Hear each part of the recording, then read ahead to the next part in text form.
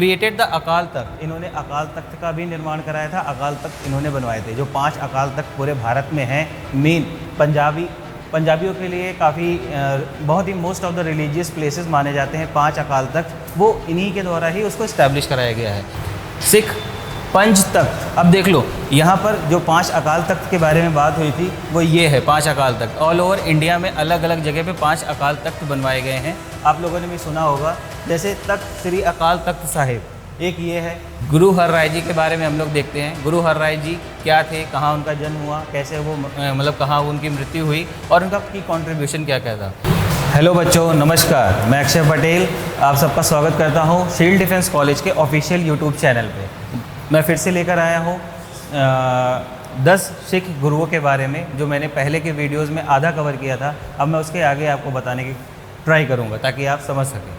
देखिए, 6वें गुरु थे गुरु हरगोविंद सिंह जी। 6वें गुरु हरगोविंद सिंह जी। इसके पहले हम लोगों ने 5 गुरुओं के बारे में पढ़ लिया था, प्रीवियस लेक्चर्स में आपने देखा होगा।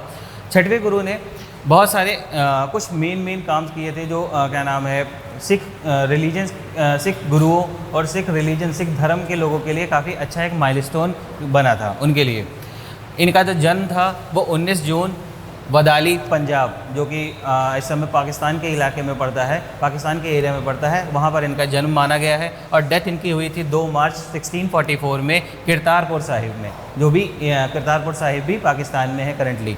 ठीक है। की कॉन्ट्रीब्यूशंस अगर हम इनकी देखें, ज़्यादा डिटेल में नहीं जाते हैं, शॉर्ट में ही इनसे पूछा जाता है कॉम्पिटिटिव एग्जाम्स में। तो की कॉन्ट्रीब्यूशंस इनका है, establish Miri Piri balancing spiritual Piri and temporal Miri authorities. इन्होंने एक रिलीजियस कम्युनिटीज़ के बारे में, मतलब एक रिलीजियस कम्युनिटी इस्टेब्लिश कराई थी, जो पंजाबियों को लेकर बहुत अच्छा धार्मिक ज्ञान देना या धार्मिक जो योजनाएं बनाना, उन सब से रिलेटेड काम होता था।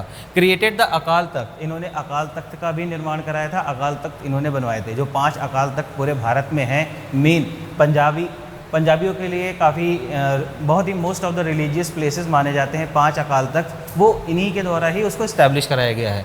The Sikh seat of political authority, Akal Takht बोला जाता है। अकाल का मतलब होता है एक तरह से कह सकते हैं अनलिमिटेड टाइम तक चलने वाला, इटर्निटी, मतलब कभी ख़त्म नहीं हो सकता ऐसा एक तख्त, ऐसी एक सीट जो पॉलिटिकल हेड पंजाब में, पंजाबियों का सिखिज्म का जो पॉलिटिकल हेड होगा, उसकी अनलिमिटेड टाइम तक चलने वाली एक सीट, उसको अकाल तख्त बोला जाता है। वो इन्होंने मतलब एक तरीके से इस्टेब्लिश करा है पूरे ऑल ओवर इंडिया में।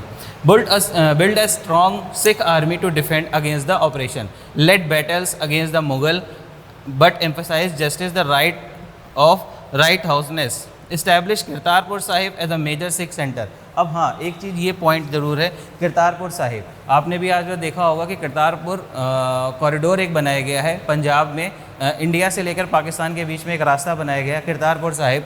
वहाँ पर ये इन्हीं की देन है। इन्होंने काफ़ी अच्छा एक रिलीजियस सेंटर बनाया था करतारपुर साहिब को, ताकि लोग आपस में जो 2 लोग हैं, मतलब इंडिया और पाकिस्तान उस समय तो अलग नहीं हुआ था, उस समय एक ही कंट्री हुआ करता था, लेकिन फिर भी लोगों को आने जाने में प्रॉब्लम थी। इन्होंने काफ़ी अच्छे से एक रिलीजियस पॉइंट ऑफ व्यू के हिसाब से उसको डेवलप किया था। अपॉइंटेड, अब देखो, इनके बारे में तो सारी बातें हो गई। इनका सक्सेसर, क्योंकि हर गुरु क्या करता था, अपने जाने से पहले, अपने हटने से पहले, या जब भी उसको लग जाता था कि अब उसका टाइम पूरा होने वाला है, तो वो अपना एक सक्सेसर बना के जाता था। जैसा पुराने वीडियो में मैंने बताया, इनका सक्सेसर कौन बनता है, गुरु हर राय जी। गुरु हर राय जी इन्हीं के बाद आने वाले नए सिख गुरु हैं। अभी हम लोग देखेंगे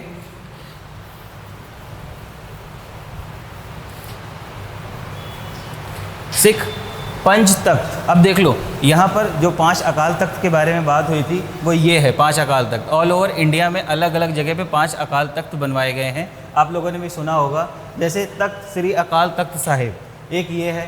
तख्त श्री केसरगंज साहिब, दूसरा है तख्त श्री पटना साहिब, तख्त श्री दमदम साहिब और तख्त श्री हजूर साहिब नांदेड़। बॉम्बे में भी ये है, पटना में भी है, अमृतसर में भी है, और शायद एक 2 शायद पंजाब में पड़ता है, एक पटना में है, एक बॉम्बे में है और एक और कहीं पर है, याद नहीं आ रहा है। 3 मतलब 5 Akal Takht all over India में हैं। ऊपर को उसके बाद नेक्स्ट आते हैं हमारे गुरु हर राय जी। गुरु हर राय जी, इनका जो एक तरीके से बहुत ज़्यादा इनका इम्पोर्टेंट रोल नहीं है, फिर भी एक गुरु थे, सक्सेसर थे गुरु हरकिशन जी के। उसके बाद इनसे क्या रिलेट करता है, Guru Har Rai ji was known for a compassion, he ran a hospital for the poor and needy. इन्होंने जो है हॉस्पिटल्स वगैरह या एक तरीके से कहते हैं कि मतलब लोगों के लिए ज़्यादा नोबल कॉज किए, बहुत अच्छे अच्छे काम इन्होंने करवाए। Care for nature, he displayed a deep sensitive towards all living being and promoted the environment.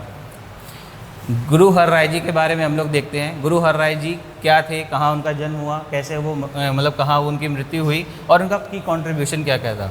Birth 16 जनवरी 1630 इन करतारपुर साहिब, यहाँ इनका जन्म हुआ।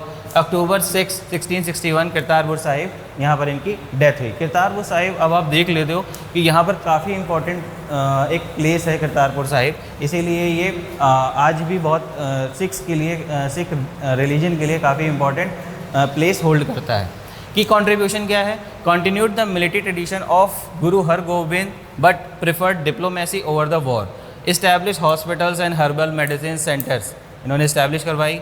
हेल्प प्रिंस दारा शिकोह, अब यहाँ पर आता है दारा शिकोह। अगर आप लोगों ने वीडियोस देखे होंगे मुग़ल एम्परर के तो आपको पता होगा कि ये दारा शिकोह जो है ये औरंगजेब का शाहजहाँ का बेटा था। दारा शिकोह, उसकी इन्होंने हेल्प करी थी, शाहजहाँ सन, और अगेंस्ट औरंगजेब। इन्होंने औरंगजेब, इनका शाहजहाँ का एक और बेटा था औरंगजेब, वो जब लड़ाई करने आ रहा था या लड़ाई झगड़ा हो रहा था तो उसके बाद इन्होंने जो है दारा शिकोह की मदद करी थी।